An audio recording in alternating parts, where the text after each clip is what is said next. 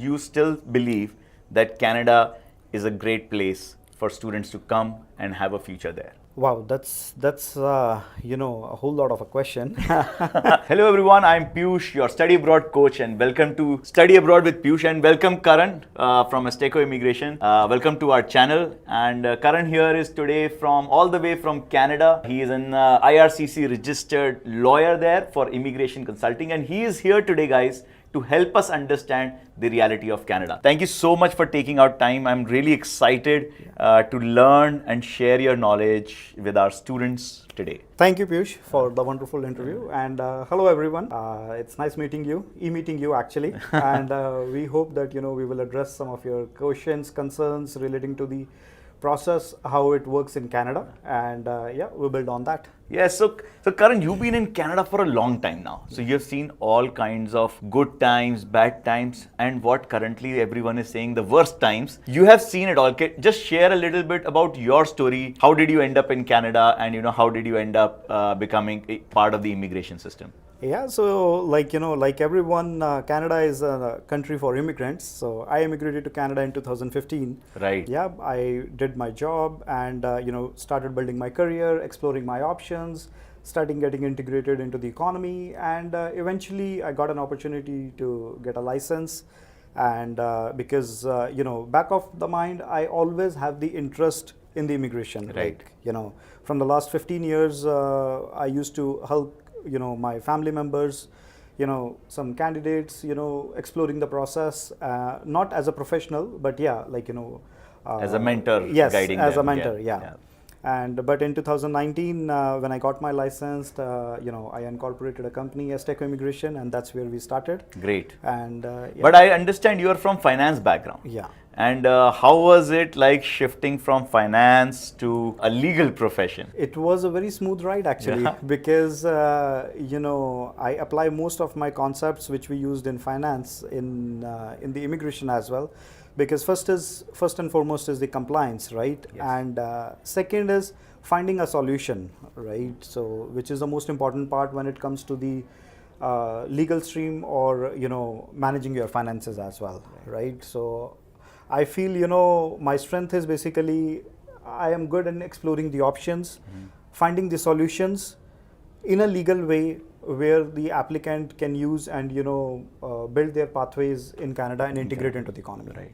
And I know you are working with thousands of candidates, and it's a large operations there. Can you share us where all are you present in Canada? So our head office is in Mississauga, Ontario, which is close to Toronto.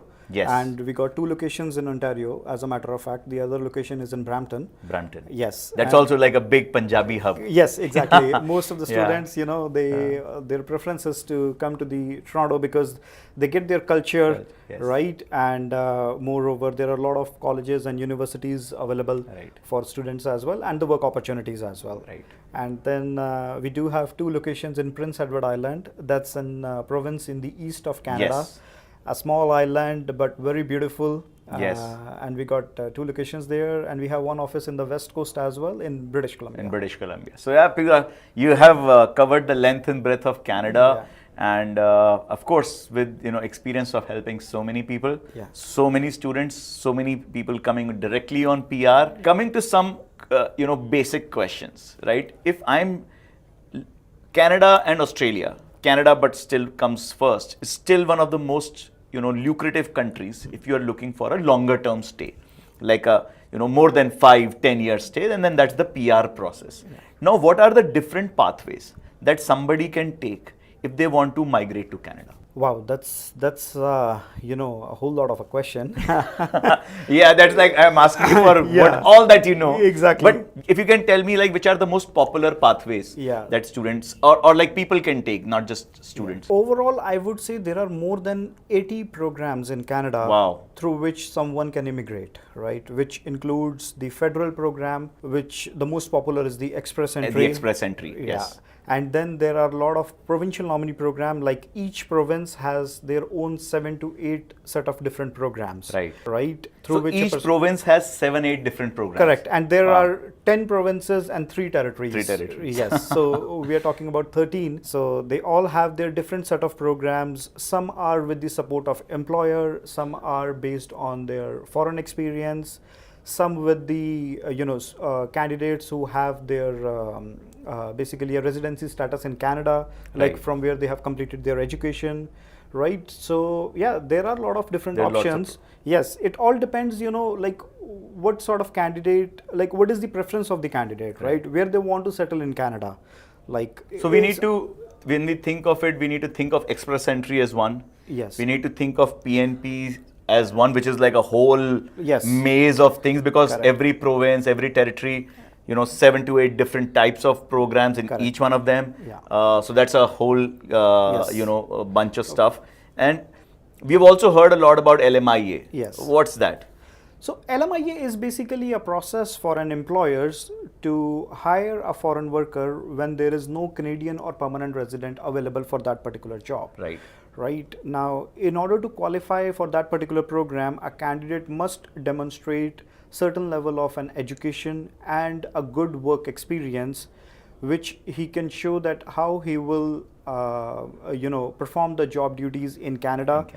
And basically transfer the skill sets to the Canadians, right? How the Canadian economy can get benefit out of that foreign worker, right? How can not just he or she contribute, yes, but also how do they transfer skill into the economy? Yes, exactly. Wow. So this is considered separate from the PNP programs, right? Correct. Yes, this is primarily a process to obtain a work permit. Yes, and once a candidate lands in Canada on a work permit, they perform their duties. They generally complete a 1 year of work experience with the employer, and then they will potentially explore their pathways for the provincial nominee programs or any other regional programs available in that particular region. Understood. So I think we work largely with students and we try and make them more knowledgeable about it. So one big question right now is, and I want to have your reaction to it. Everyone is saying Canada is dead. There is nothing that can be done in Canada anymore. Don't go to Canada. Visas are getting rejected. There is so much negativity around it. Yet, when I looked at the first quarter data, there are 30,000 visas, student visas, that have still been granted. So what is the reality? I'm totally confused. People always say that I'm biased about Canada because, I myself, I'm a Canadian. And, I've been assisting candidates for a long time now. But I don't see that, with the recent immigration changes, Canada is dead or it's not good for students. Like, like any other country, Canada is prioritizing their labor needs, right? Which I think is very important for a country to build their future, right? And also for the candidates, if they are going for the right opportunity, they will also excel. Correct, yes. In the last few years, we all have seen that, people, there are some bad actors in the economy who have not treated the candidates in a right manner. They have not counseled them in a proper way. And as a consequence, candidates are really facing the action to it, right? So I think it is important to understand that, what you really want to do, right? And based on that, you decide, okay, how you want to build your future in Canada, correct? You need to have certain level of skill set, obviously, if you feel that, you want to settle into that particular community. So right now, you still believe that Canada is a great place for students to come and have a future there? Oh yes, for sure. Yeah, I would say, like, if you hear in the parliament, they always say that, international students and foreign workers are vital to the economy, and Canada is accepting them, and even in future they will keep doing it. But again, they really want the bona fide candidates, people who really want to come with a genuine intent to study, work, and integrate into the economy. Right. And so one thing which I didn't have an answer to was what I've been reading is that there are almost 7 to 8 lakh PR applications which are in the system, and at the current rate at which the invitations are going out, it will mean that only 2.5 to maybe maximum 3 lakh applications will get cleared. So in this year also, at the end of it, there would be a backlog of 5 to 6 lakh applications. Yeah. In a scenario like that, if more Indian students are going, how do you see them getting impacted? Is this something that we should worry about or not? And guys, before we move forward and ask Karan sir to share more valuable knowledge, please subscribe to our channel so that you can stay connected with us and get all the information. I think, it is not a question of like, what is the intake which government is accepting. Like for a candidate, what they need to ensure is that what kind of skill set they have to integrate into the economy. Like I said, there are more than 80 programs. You may not be eligible for a permanent residency in the first year. But yes, if you have the right skill sets and if the employer is ready to support your application, there are n number of different programs where you can maintain your legal stay in Canada, contribute into the economy, upgrade your skills, right? And get an invitation into the provincial nominee program or maybe any other regional program and subsequently file for your permanent residency application. Right? But all you need to have is a clear pathway, right? The challenge where most of the students face is they always feel they have a lot of time. Like initially when they go on a study with a 2 years permit, they feel, 2 years, we have enough time, we'll manage.